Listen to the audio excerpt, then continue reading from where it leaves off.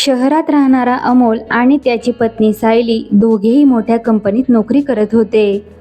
अनेक वर्षांच्या कष्टानंतर त्यांनी गृहकर्ज काढून नवीन 2 BHK फ्लॅट घेतला. नवीन घर, सुंदर फर्निचर, आधुनिक सजावट, सगळं काही होतं. पण एक गोष्ट नव्हती. घरात माणुसकीचा आवाज नव्हता. सकाळी 7 वाजता दोघंही ऑफिसला निघून जात. 5 वर्षांचा मुलगा अथर्व दिवसभर पाळणाघरात असायचा. संध्याकाळी सगळे घरी यायचे तेव्हा प्रत्येकजण इतका थकलेला असायचा की एकमेकांशी बोलायला सुद्धा वेळ नसायचा. एके दिवशी पाळणाघरातून फोन आला, अथर्वला ताप आला आहे, कृपया लगेच या. दोघांचीही महत्त्वाची मीटिंग होती. कोण जावं यावरून त्यांच्यात वाद झाला. शेवटी कसाबसा दिवस गेला, पण त्या रात्री अमोल बराच वेळ शांत बसला होता. त्याला आठवलं, गावात आई बाबा एकटे राहत होते.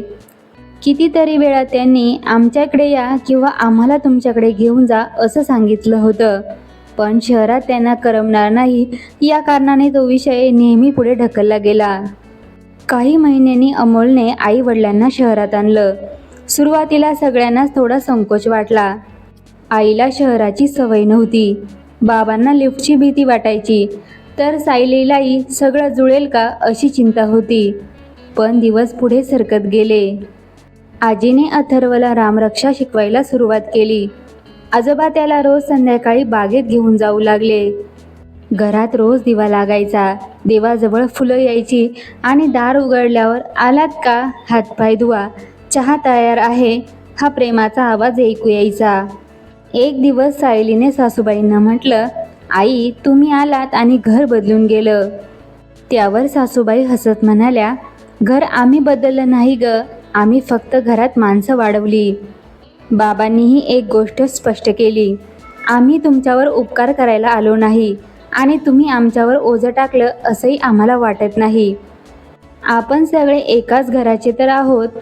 ज्याला जेवढं जमतं तेवढं त्यानं करायचं. त्या एका वाक्याने सगळ्यांच्या मनातील गैरसमज दूर झाले. काही वर्षांनी अथर्वच्या शाळेत माझे आदर्श या विषयावर निबंध लिहायचा होता.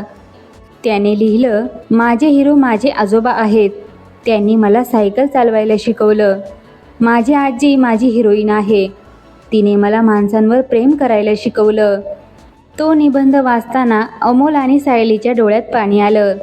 त्या दिवशी त्यांना जाणवलं, EMI भरून फक्त फ्लॅट घेता येतो, पण घरपण विकत घेता येत नाही. ते आईवडिलांच्या आशीर्वादाने, मुलांच्या हसण्याने आणि परस्परांच्या समजुतीनेच निर्माण होतं. बोध, संयुक्त कुटुंब टिकवण्यासाठी त्याग फक्त एका बाजूने नाही तर दोन्ही बाजूंनी हवा. प्रेम, आदर आणि समजूतदारपणा असेल तर कोणतंही घर स्वर्गासारखं बनू शकतं.